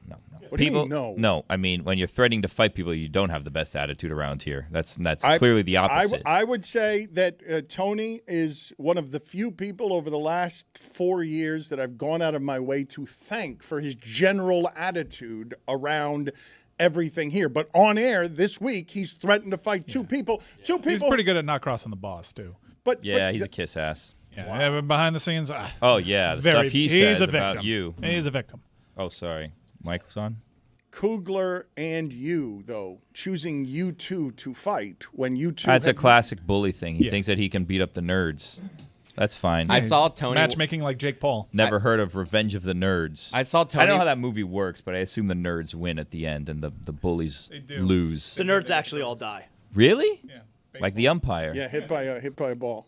I saw Tony went on a podcast, and like the headline was, "On this podcast, we broke down how 10-Day Tony went from a throwaway joke to a whole identity." No. To a brand, I think is the way From that was moment, phrased. a nickname became a character, and a character became a brand. Yeah, it's a note off. He has an agent now. Why are you laughing? That's a pretentious sentence. I mean, it feels. He didn't like write it. This is the podcast putting it out, so I'm not feels like a blaming Tony. Nike commercial. That- It's, it was it's just- well that's written. It's well Fall branded. 7 times, get up 8. It's well branded. Mike Ryan mentioned Jake Paul, who is now ranked. He's ranked 14th. He's beaten no one, and he's ranked 14th. And he will probably get a title fight based on nothing more than it will draw dollars. The WBA has ranked him 14th in the cruiserweight division. If you're ranked even as low as 14, you are able to schedule a title fight and for it to be ordained by the WBA. And that's probably got to be the next evolution here. Is that what's next up? That he's going to get a shot? Because if he actually tries to climb the ladder on the rankings, he's going to get his ass kicked. And I think he needs to go straight to the top of the mountain. The WBA has opened that portal, and I really think that's the only thing that's left for this. Jake Paul, what has it been, 8 years of this? Of him doing this thing? It's a good run. You say you'd be right in saying that Jake Paul, his ascent, is one of the most unusual stories in boxing. But to me, almost as surprising as the entirety of that story is that it didn't get derailed when he lost. It's weird, right? It's weird. He lost to a guy that was probably the toughest test in terms of age and boxing acumen. He lost, and then he just kept being successful. I don't know if it's as successful. Certainly with the Mike Tyson thing, that was a huge bonanza. Mike, that represents the greatest of the successes. Fighting live on Netflix against Tyson represents him arriving at the greatest of his successes after losing a fight. People have to be reminded that he lost that fight. That was one of the rare fights that was just on ESPN Plus. They sweep that one under the rug. Tommy Fury is how good? How good? I got no idea how good any of these celebrity types or boxing adjacent anybody that fights Jake Paul is. I really don't. I have no way of knowing. They don't really have other people to fight against. The guy that he just beat lost to Anderson Silva a couple of fights ago. Not in an MMA fight, in a boxing fight. And Anderson Silva is hella old. So I thought the conversation that we were having when we were on ESPN, that is, if Jake Paul loses, man, this whole thing is done, so he needs to choose wisely. He lost, and then he just went right back to the old parlor tricks He's ranked. I don't know how this continues to work. All right, but the part that you're surprised about is that people are still interested, right? Like, that's what you're surprised about. Not that people are still interested. Because what else is there to be surprised about? That the whole thing continues to ride along as if he's a great boxer. Because it's just money. That's all it is. No, but if you're ranked 14th in the world, you've been legitimized by those rankings more than you have been by anything you've done in your career so far in boxing. Those rankings, no matter what you think of boxing, making him someone who is in a weight class, one of the top 15 fighters in the world, brings him to a space he does not merit. It's all attention-based. It's all based on dollars he will bring in. It's all marketing. He absolutely does not merit being one of the top 15 fighters in his weight class. He's only there because of the amount of fame his name I'm just has. happy for an evolution on this, because now the talking point when it comes to Jake Paul, I mean, he had the sideshow attraction with Mike Tyson, which largely the concern was, is Mike Tyson going to die? Because, hell, Mike Tyson almost died in training for that fight. Now the talking point for Jake Paul is, this is kind of getting old, right? No one's really watching these fights anymore. Is it, though? Mike, No I don't one's know falling that for you, that. Mike, I don't think you can say that, Mike. I don't know who, like, they had the Club World Cup's going on with the Zone, so maybe more eyes got to this fight. He has his legion of fans. I get that, but I don't see the growth model with getting the layman, the casual sports fan that's like, I'm not going to fall for this. If you're going to get me to fall for this, dig up Evander Holyfield or something like that. I think the next logical step in this tale is for him to finally get a title fight, and that'll be big. And that'll be a worthy hype train. He gets a title fight, and then he'll promptly get his ass kicked. I'm with Mike. I watched the Tyson one. Didn't have any interest in the last one. It would have to be – I'll check it out. I'm interested in it and following it, but tuning into the fight, it's got to be another big but name. you guys have this wrong, though. You have it wrong on a couple of fronts. One, when Mike says nobody's watching, you can't have Netflix Live Tyson that recently and tell me nobody's watching. Yeah, we all watch that one. Okay, but the other thing that I think that you have wrong is – but did you watch any of the other fights leading up to that? No, you the one that stuck out was the one with Tyson, and there was a morbid curiosity. I didn't even know the last one was happening. He's had like 6 since he's lost, and I don't know how many of them have even garnered national attention. This is the part that you have wrong, though, okay? You just skipped merrily past when you said he's got his legion of fans. He can get people outside of that. That's fine. But I can't name another cruiserweight. We are in the age. Go ahead and read that Tony 10-Day Tony pod description again. We are in the age of brand management, marketing, and it's not merit-based. It's, do you have your own legion of fans, and can we stack on top of that? This is happening throughout the content industry. If you have a legion of fans in boxing, you're a spectacle. If you have such a thing. And this is how it is that he has climbed. And the fact that he's been legitimized by a top 15 ranking is insulting to any rankings that have ever been put forth in this sport. I'm happy he exists because I like how he goes at Dana White. I like how he touts fair pay for fighters. I like what he does with some of the cards, especially when it comes to women's boxing and women's combat sports. I dig it. I think it is a spectacle, but I'm bored of it. I acknowledge the spectacle that it is. I will also tell you I've seen 3 of his fights and only one recently, and that's because I wanted to see if Mike Tyson was going to die in the ring or not. I understand that you and Chris were bored, but you guys do understand a bit here that you've aged out. And so is Jake Paul. So is Jake Paul on where youth influence is. He also has been around long enough that he's aged out some with young people. But you do realize that as dads, you're not the demo. No, but young people's not boxing's demo. Yeah, I think as dads we are supposed to. I think I'm like boxing's firmly an old in the person demo. sport at this point. You think Stugotz's daughters watched him fight Chavez Jr.? I don't think so. I'm saying that the demo that Jake Paul is bringing is a younger, different than boxing demo. No doubt.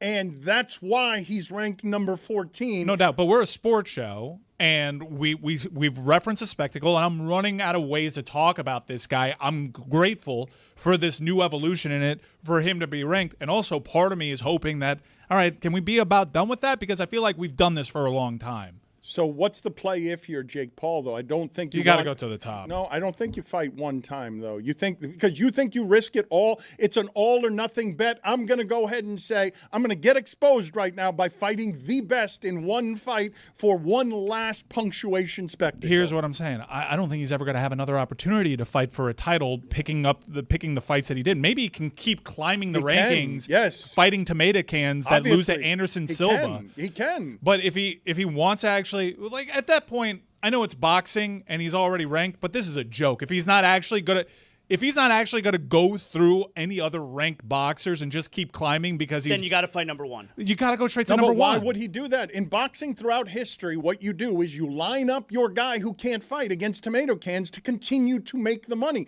Stay ranked and don't ever get exposed. Just keep doing pay-per-view spectacles because all you are is a spectacle. You don't actually have to finally test it until you're done with the money train, until it's your last bet. I actually think I can make an argument that no matter what happens, even if he gets his ass kicked in a title fight, the hype for him actually getting a legit title fight with a merit of actually being ranked will be an infusion into his brand, into the mainstream again of people that follow boxing. He loses that fight, gets his ass kicked by whoever the champion is. He can go right back, as he's already shown with the Tommy Fury loss, that he can go right back to fighting people that are related to more famous boxers. I know you say you're getting tired of talking about it. What division is he again? Is it cruiserweight? Cruiserweight. Yeah, like what other cruiserweights in the top 15 are you? We're not talking about any of them. Right. What so other that's boxers the point, are you right? talking about? Yeah. So I know you're tired of talking about Jake Paul. You're not talking about any of them. Well, how can I break down a fight of like, he's facing, Julio Cesar Chavez's grandson. I don't know. I'm not going to watch a fight. It's not doing anything for me. Mike I think Tyson, it's more okay, about you cool, not being we'll a do huge it. boxing guy. No, I like boxing fights. I like if you have a super heavyweight clash or if I pay attention to boxing Twitter, which I do, and they say, hey, this is a good fight, I watch boxing. If it's on, I like watching boxing. There hasn't been like big fights to get people excited for, but I grew up in a generation where you'd go to a house party. Yes, me too. There were great boxers in that era, Yes. and you would watch the fight. And That we are time is long ago. Long ago. According to Tech Radar, 250,000 buys the Zone got for this recent Paul Chavez Jr. fight. That feels unbelievable. 250,000, 250,000 people bought that Jake Paul fight. Who else is on the DAZN. card? Like, it could have been. No one else is on that card. No one else is being advertised. And they have obviously an undercard, but no one was being talked about there. Is that all Club World Cup? That just feels. According to Tech Radar, they don't actually release the buys, but that's. Wait. Okay, but Legion of Fans. Wait, again, they don't release the look, buys. you're They not- just made up the number. Yes, they just Tech say the Radar. number. Yes. A lot of reports on people do make up ratings these days. The ratings are less trustable than they have been in a long time in general. But you cannot say that Jake Paul does not have a legion of fans. Like I don't think anyone said that. I said clearly he has his legion. But there of they fans. are, right there, though, is what I'm saying. Anytime you can pop up on a pay-per-view, I will eat a hat if 250,000 people bought that on DAZN. I will straight up eat a hat. Because where they're getting that number is straight from DAZN, and I don't believe it. Well, go ahead and reach out to Skipper. He used to run DAZN, so go ahead and reach out. And you know what to him. DAZN's going to say? 250,000 people are going to be like, okay, let me eat Reach that out, hat. reach out to Skipper. He doesn't work for DAZN anymore. Maybe he will give I you do the believe I stand by that report. They're not. That number is all internal. They're not going to release the actual number. All right. I don't. How did 250,000 people buy this fight individually and no one we know actually watched? It costs $59.99. I don't even know anyone in the YouTube chat that says, yeah, I'll be honest, I don't know anyone that ordered it. Okay, but you guys are dads. I love who I you work have in ordering. sports. Chris is I'm a Jake Paul demographic. No, man. I think I would consider myself as somebody who has followed and been interested in this Yes. Jake Paul rise. You are the prototypical Jake Paul Thank you. mark for buying this. Don't young people have to ask their dad to buy it?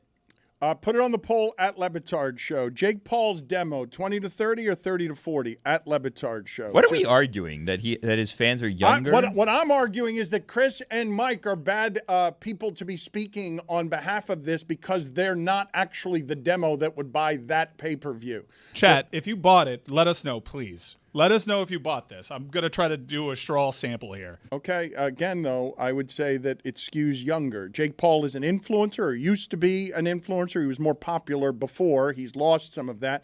But over the last 8 years, I would say that people who are Jake Paul fans are largely Jake Paul's age. I would say that after 40, a whole lot of people don't know anything about Jake Paul.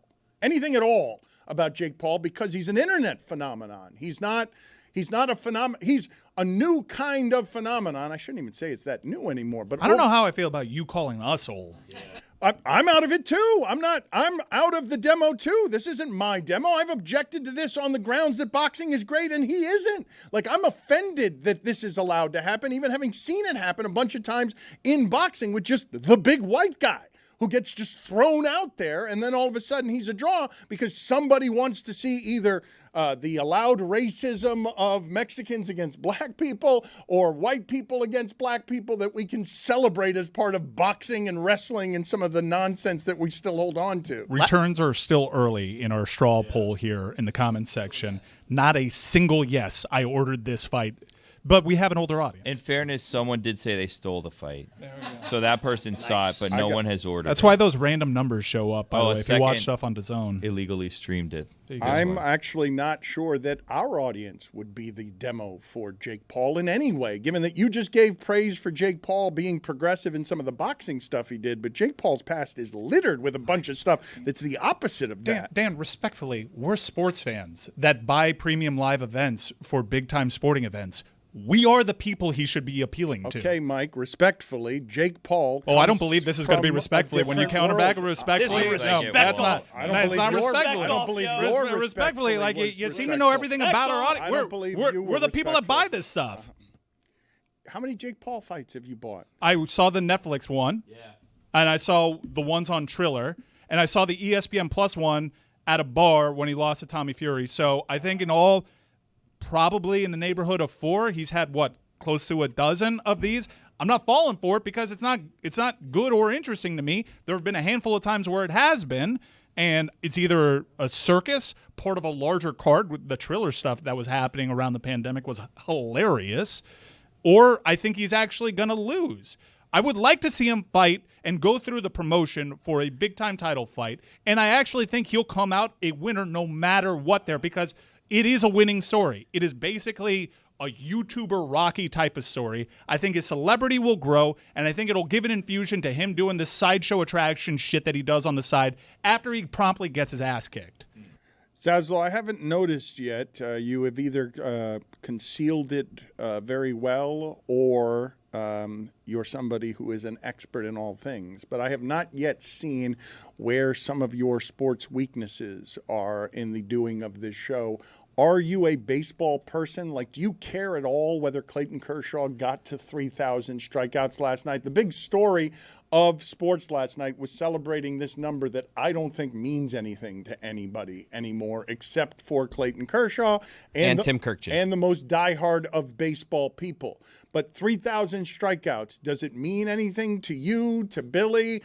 I would ask Jeremy here, but he's too busy lying about not talking to crew chiefs. The strikeouts thing doesn't mean as much to me now. Stan Van Gundy out. Yeah, I'm Van out. I'm Stan Van out. It doesn't mean as much to me because now, with the way the game's played, it's all home runs and strikeouts. There isn't a whole lot of in between. So, I think we got to look at it within that context. Kershaw getting to 3,000.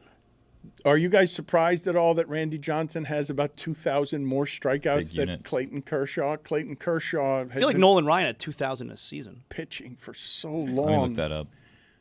It's right. It's true. Right. Yeah. The Dodgers haven't been that good this year, and yet they're 9 games up or 8.5 games up on the Padres. No, they haven't been though. Their over/under is 104.5 wins on the season. They haven't actually been as good as they should be, but they're 8.5 games up on the Padres. You're so right about this becoming an all or nothing thing, though. The skill level, and it's not just, I will say the skill level is not just all strikeouts and home runs. Every single day I'm watching an outfielder climb the fence to steal a home run. And I'm like, how is this?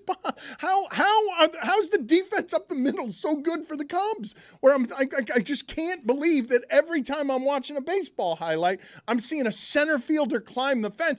Yesterday, I saw somebody do it, and their glove wasn't even in the right place. Like, it should have been stretched out here, and then he's like on the fence. He's like, here. And he catches it over near his elbow in a way that I'm like, how the hell are these guys this athletic? I want him to catch it with his bare hand, like the guy in Major League. Kevin Mitchell did that in a game. It's awesome. He did? I gotta see this. Oh, Mike, hold on a second. How did I not know this? Because that's like my era. Guys, go ahead and get the video, please. I want to watch this together. Mike, don't look it up on your phone. I want to watch this together here, and I want people to find Kevin Mitchell. Do you know the play I'm talking about? No. Okay. I mean, I know Kevin Mitchell. I have said before that Jose Canseco is the greatest play in baseball history. The ball bouncing off of his head and going for a home run. Mike, did you cheat and you looked at it? Look, I know you said they got to find it, but I'm just trying to put it in the video dump so they can find it quickly. I have not seen the video. I just seen a still, and the still is incredible. No, the still is incredible. The video's even better. I don't know how he did it. We might only be able to put the still up. All right, we're going to look at it next. But honestly, just for punctuation here, respectfully, Mike, fuck you.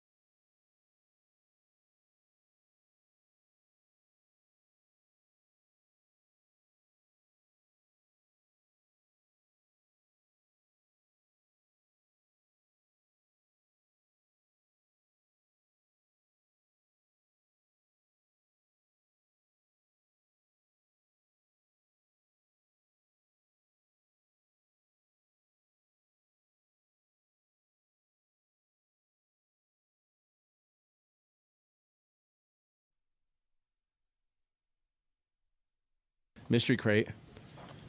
Our most contentious ever, I would say. I don't know why. Vibes are off. Yeah. Contentious. I'm telling you, it's been a weird Contentious week around week. these parts Weird for some week. reason. Maybe you think it's because of the holiday? I don't know, and I don't know if next week's going to be any better. Yeah. Wow. Uh-oh. Way to What get does this that mean? going. I just don't know. I don't know if look, you can't solve a problem was if a you good can't June. identify the root of said problem.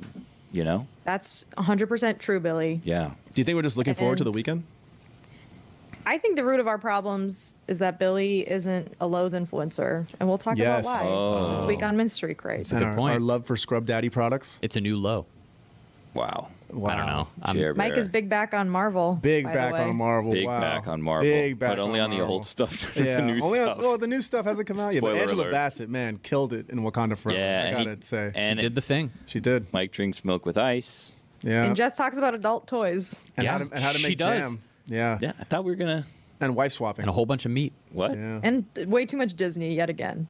It's July, which means it is the month of the trade deadline in Major League Baseball. There is a lot that is set to happen over the course of this month, and we're previewing it with Adnan Virk, who is back joining us for the 5th time this season on the Pitch Clock, more than any other guest, and that's because he speaks so fast that he can give you so much information in so little time, and that's exactly what we need on the Pitch Clock. So we're covering some of the teams that he changed his opinion on in the month of June.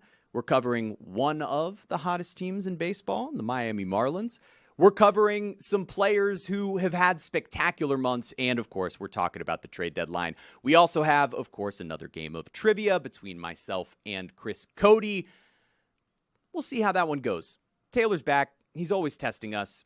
You guys will tune in. And hey, if you're listening to this, keep sending me messages on Twitter and Instagram and Blue Sky with the results of your trivia. It is so cool to see you guys playing along. So be sure to send us along all of those results. But hey, Pitch Clock, Thursdays on the Le Batard Show. You can get it Friday on the Le Batard Show YouTube page on our YouTube playlist. So be sure to check that out. And enjoy this week's episode of The Pitch Clock. DraftKings, Cuervo, and myself. We're going to be teaming up for the Ultimate Street Race Party at Joy District, 112 West Hubbard Street, this Saturday, July 5th, from 11 a.m. to 3 p.m. Come through for drinks, racing vibes, and giveaways. I am sad to report that this may seem to be the final Chicago street race. NASCAR has done a really good job getting people excited for a traditional return back to Chicagoland Motor Speedway, your traditional mile-and-a-half oval. That's getting people excited. But I love the festive atmosphere. It doesn't actually feel like a NASCAR race. It feels like part music festival, part NASCAR race over there. So if this is the last hurrah in beautiful downtown Chicago with an incredible skyline, I will be there rocking it with NASCAR, DraftKings, and Cuervo. Chicago during the summer is lovely. Didn't you get married, or didn't you get proposed in Chicago? Yeah, Trump Tower. Didn't see that one coming. I believe that as part of our 4th of July celebration, best of, we're off tomorrow. I believe we're playing all our Trump interviews to celebrate America. Hosted by Jeremy. Gosh, I remember that. I remember when you guys used to have him on the local show. Yeah. That was Pablo Torre Finds Out's first show, was him re-airing some of our Trump interviews in a way that embarrassed me. He loved us. He really did. He said we had the best show in America. I listen a lot. I listen a lot. Listen, you guys do a great job. He was a great radio guest back in the day. He was. Jerry Bruckheimer is going to join us here in a second. He's the biggest Hollywood producer, correct? Yes. He's the biggest. Spielberg? Harvey Weinstein? F1 is the #1 movie in America. I did see it. It's giant. It's just big. It's not surprising that it would be big if it's Jerry Bruckheimer and F1, but it just looks expensive. Is it realistic? Yeah, I mean, it looks expensive. It's obviously realistic. They had the cooperation of F1. My movies have to be realistic. One of the things that I wanted to talk about with you guys, we will have all the baseball you want in hour 2 or all the baseball you don't want in hour 2 when we do Pitch Clock and Jason Benetti in the second hour. We're also going to open up the club for the weekend. But before I go any further, I should say that perhaps the greatest catch in Major League history was absolutely the result of a clumsy Kevin Mitchell, who should have been playing left field with a chainsaw instead of a glove. Like, he was a terrible outfielder. And what happens here, though, defies all reason and physics, where if I say to you, do you believe that you could catch a fly ball with your bare hand? Yes or no? Now, he should have put up his glove and caught the ball if he were somebody who was a good defensive outfielder. But instead, he didn't put up his glove. He totally misplaced backhanded. No, but he caught the ball with his bare hand. And I just don't think that any of us could catch a fly ball with our bare hand. Do you think if I put it on the poll at Le Batard Show, if I gave you 100 chances to catch a fly ball, could you catch one with your bare hand? I'm sad to report. Proud to report. I'd do that more often than not. I'm going yes. 100 times? Yes. I'm really good at catching things with one hand.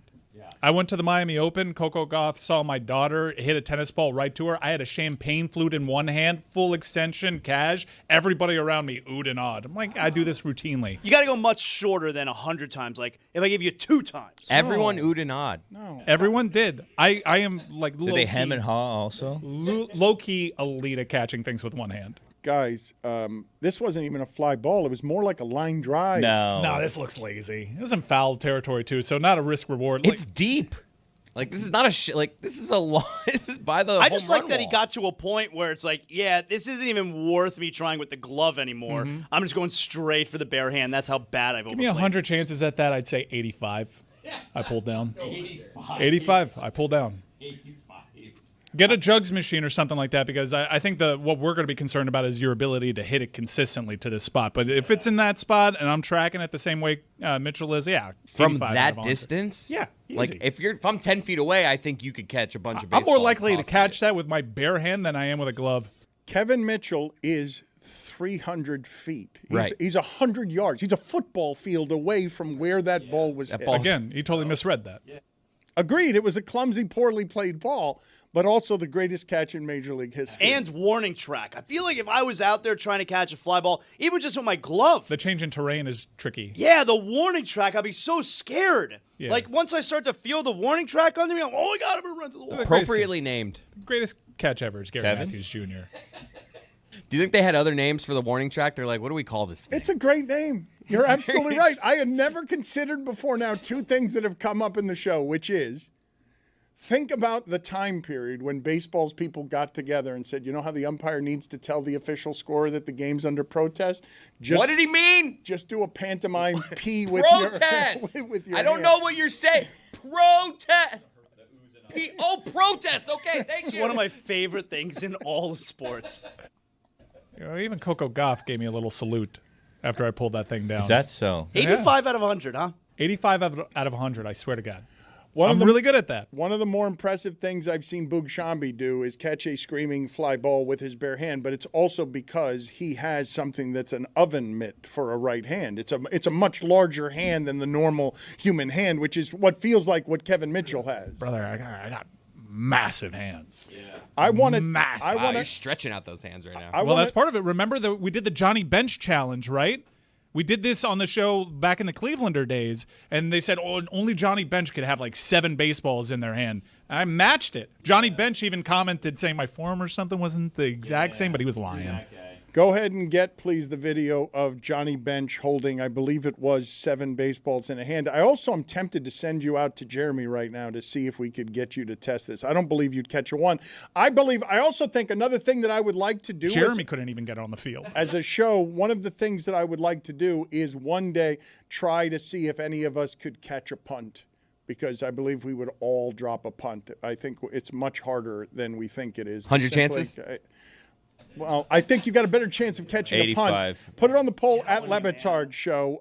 Which do you have better odds on, catching an NFL punt or catching a fly ball with your hands? I'm telling you, 100 times is too many. You got to say like out of 2 times. I got what you're doing with the math. I'm saying that after 2 times we will have 2 drops and we will have to have more chances, because I think you guys are underestimating how hard it would be to catch with your bare hand. He's running. It's not even just a pop-up or a fly ball. He's in full sprint. Like, it's not even. You guys are making it, I guess I'm making it sound like you're just stationing yourself under a fly, positioning yourself under a fly ball. No, he just said catch a pop-up Like, if I barehanded. throw- if I not toss- on the run, 300 feet, This was warning kind track, of lazy fly foul ball. In 1972. And what was the score in the game? 1972. Like, was there any pressure in that Full moment? moon out. No pressure, but it wasn't 1972. Kevin Mitchell played in the 90s. Played in the late 80s as I'm going to find you the photo. We put up the Johnny Bench thing. I replicated this too. So I'm going to find this. I'm like a dog with a bone. He did question your form on this because you didn't hold the 7 baseballs as well as Johnny Bench did. Can we put up on the screen, please, some Carmelo Anthony tweets, his reaction to Damian Lillard being waived by the Bucks?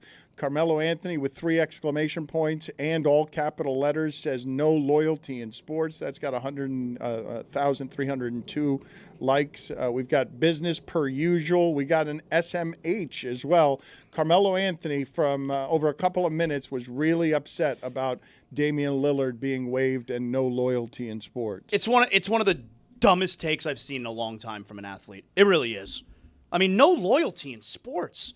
Damian Lillard, if the Bucks would have sat down Damian Lillard before this transaction and said, Damian, if you could have anything you want right now from us as your employer, okay? If you could have anything you want, what would it be? Would his answer not be, give me all of my money and allow me to do whatever I want? No loyalty. What is Carmelo talking about? Do you think that Damian Lillard texts Carmelo, hey, I'm good. This is good. I'm happy about this. I don't understand. No loyalty in sports. I'm going to tell you something. The Bucks, with the way they treated Damian Lillard, they're the most loyal employer in the history of sports. Here's all of your money.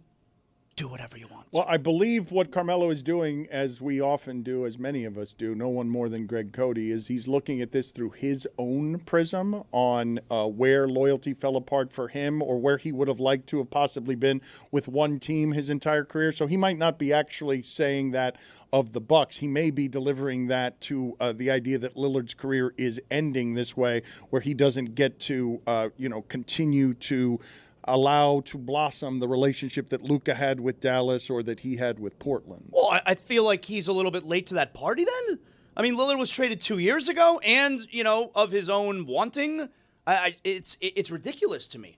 Mike, this is not the photo I am seeing of you holding 7 baseballs. You're holding them differently than you're holding them like you would hold sort of a pizza dough when you're making it. You're sort of using gravity and physics to allow the balls to lean against your wrist and whatnot, as opposed to Johnny Bench, who was just holding the 7 balls and could turn it upside down and be still holding the 7 balls in his hand. It feels like a semantics argument, but I think you're giving voice to what Johnny Bench himself said, that I have to hold it up, and I'm just genuinely confused by it because there I am, clear as day, holding it up. I would say you're holding it sideways. He's essentially holding it facing down, like palming a basketball. Yeah.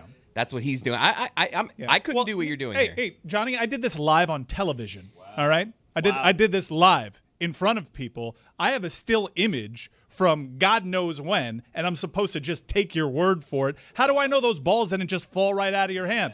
Johnny Bench, you're the liar. You can't do what I did. Wow. Didn't expect that. All right, since we're calling people liars, anyone want to go after Bronny? Oh, I'm not going to call him a liar, all right? That's not nice. But I'm going to straight up tell you, he's not telling the truth. What do you say? Let's play the sound for Zaslow and let's get him agitated by just playing the Bronny sound. When you've talked about team stuff with them, this is a weird thing, right? Your teammates, in addition to that, when you guys have talked about the direction of the franchise and stuff like that, have you gotten the sense that this is where he wants to be? No, we don't really talk about much, but I think when stuff like that does come up, he just tells me to not worry about it, not even pay attention to it, just lock into what you have going on right now. I'm going to Stan Van out. There is no way Bronny James, they're at home for dinner. It's the biggest story in sports right now. Is LeBron going to get traded from the Lakers? And Bronny's just sitting at the dinner table eating his Brussels sprouts? He doesn't say, yo, Dad, what's going on? Are you going to play for the Lakers? Oh, by the way, who am I going to play for next year? Am I going to be traded with you? What are we thinking as a family? No, I'm just going about my business. We don't really talk about that kind of stuff. No, we don't really talk about much. Okay. You think he lives at home? Okay. Yeah, definitely. Really? Yeah, why not? I mean, because he's an NBA player, I feel like he probably would want to go out on his own, have his own place. Nah, I think he lives at home. Like you get meals, laundry. You don't have to pay rent. Yeah. When he went to USC, did he live at home? I don't know. Because I wonder, like, is he like that he went away to college and now it's like, oh, I guess I have to move back into mom and dad's house. You're not calling him a liar, though? Because it sounds like you're calling him a liar. I'm not calling a liar, but I will say definitely not telling the truth. Well, wait a minute. Has your child ever confronted you about work situations at the dinner table? If it was the biggest story in sports media, probably would ask, would probably be curious.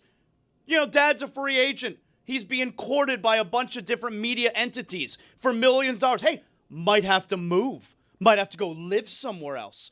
My son's friends ask him at school, hey, what's your dad going to do? I don't want to talk about that kind of stuff.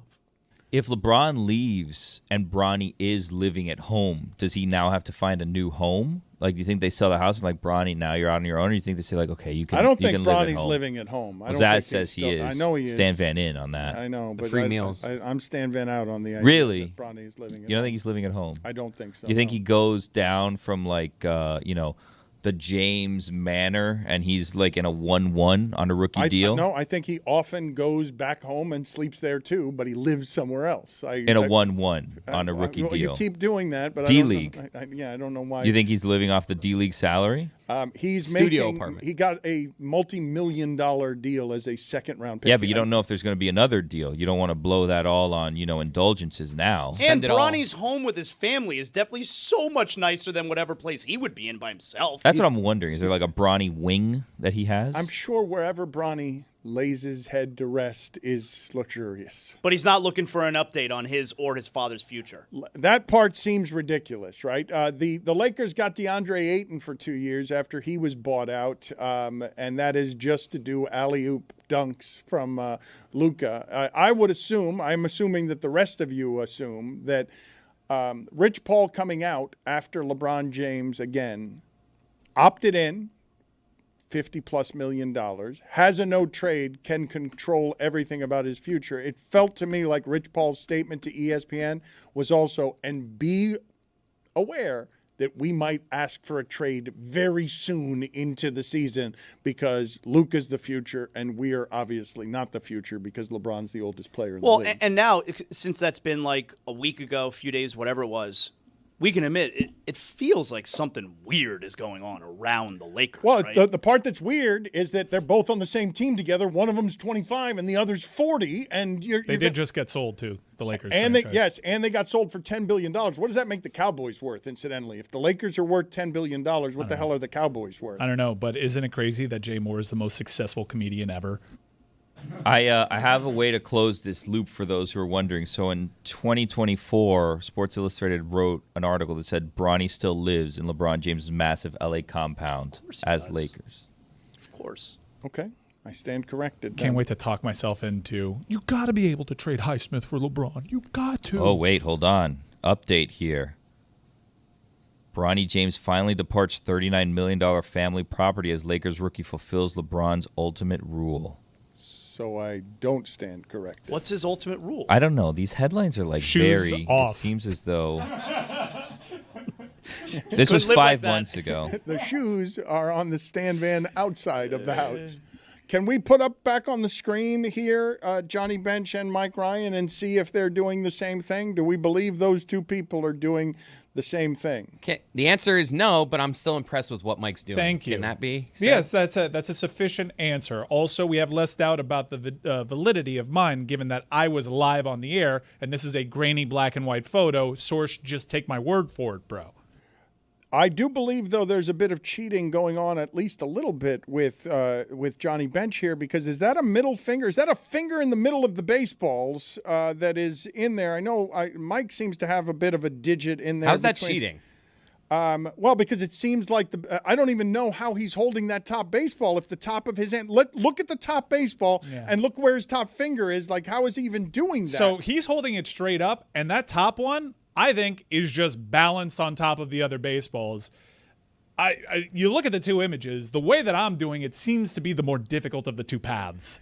I don't believe I can endorse what you're presently alleging. I'm not holding it straight up where one of the baseballs can just rest up top just willy-nilly like that. I'm holding it in an angle that I actually have to grip it. Can you reenact this if you had to? Give me 7 baseballs. Let's try.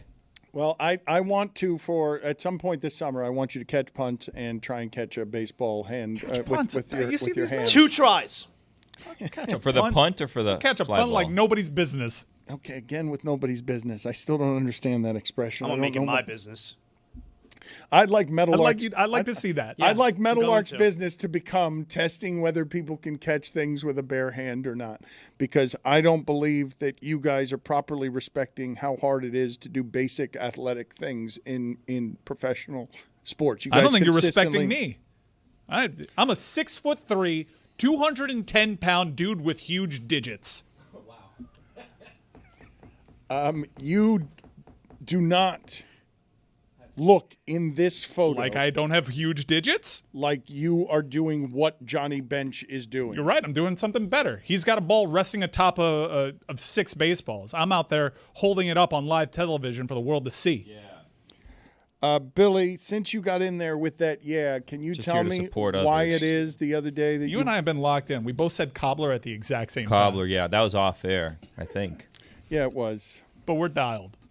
I'm glad that you guys have found We're this bringing chemistry. it today, Dan. I know what a lot of people in the audience are thinking, because the thought did cross some of our minds. They said, you know what?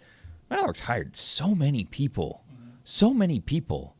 How lucky are we that we got most of the originals the day before the 4th of July, while all of the new people seemingly giving themselves an extended vacation, and all these people that we hired for, relief are really the ones getting all the rest while we're in here working.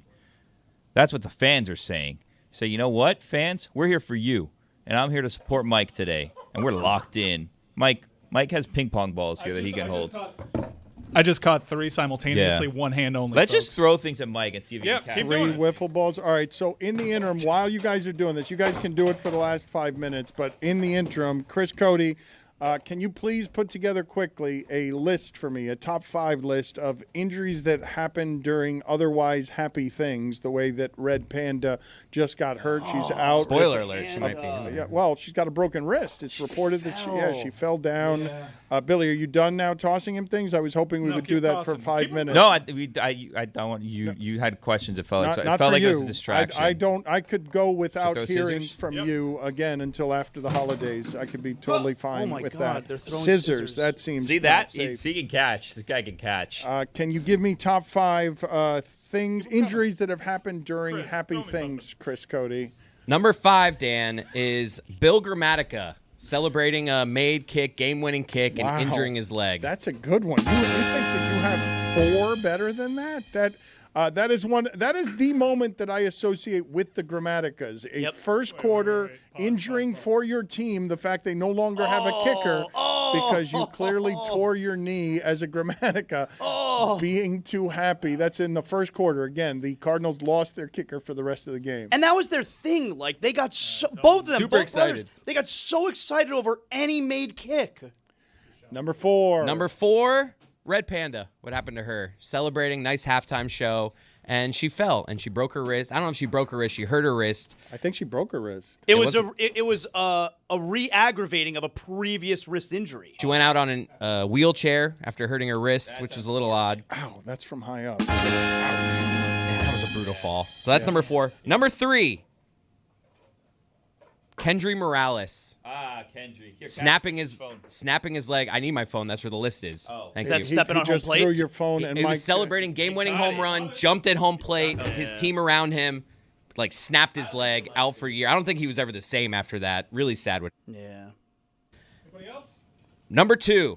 I'm sorry, these guys are distracting me. I know they I'm are. a little- While you guys are busy distracting Chris here before the July 4th holiday, can you guys do me the favor of getting for me the video of how the Mariners celebrated their victory yesterday? Because they have a dorky celebration where 5 or 6 of their guys sort of line dance together while do-si-doing. He caught a phone. Yeah, a rotary phone, yeah. no less. Where did we get a rotary phone He from? caught a landline. Do people even know what? Put it on the poll This guy at can catch a Lebatard Show. kitchen sink. Can't believe I dare you. Put it on the poll at Lebatard Show. Do you know what a rotary phone is? Yes or no? If I handed that phone to my younger son, he'd have no idea what's going on.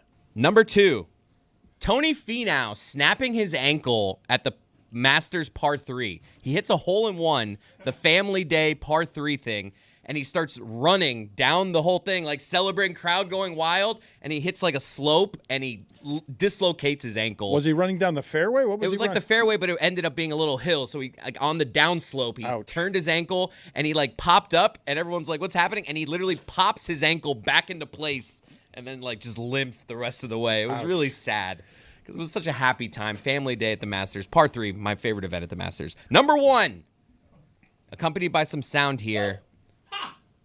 Jonathan Pierre-Paul celebrating 4th of July with fireworks. He lost fingers. Giants owner John Mara, who also today said he doesn't know how many fingers JPP has. Does anybody still know how many fingers JPP has? Because he played for a long time with like a bit of a glove or a cast in order to disguise what he had done with an explosive. Who's Jonathan Pierre-Paul? Jason Pierre-Paul, sorry. His brother, my bad. Jason Pierre-Paul. Did I say his brother's named Jonathan Pierre-Paul? Do you guys know how many fingers? What's the answer to the question? How many? What's your best guess? I'm going to guess 3.5. What is your best guess on how many fingers Jason Pierre-Paul has? I would guess 8.5. Yeah. Thank you. Thank you for that mathematical clarification. I was doing one hand. Do you think he has one finger on each hand? No, I'm seeing here, AI tells me he has 9 fingers. That's not true. He lost a portion of his index finger and some of his middle. So if you combine, so you lose he has 2 halves. So that's a full. That does so make a hole. Yep. 2 halves make a hole. So he has 9 fingers. ChatGPT won't tell you that. 2. You know what? It's hard to say. How am I going to say? No, but you surprised me. He has 7 and 2 halves. I know you're. Or no, 8 and 2 halves. You surprised me because I believe as a riddle, if we told people someone has 9 fingers, they're not going 2 halves on 2 of the fingers. I'll bet Jonathan Pierre-Paul is all 10.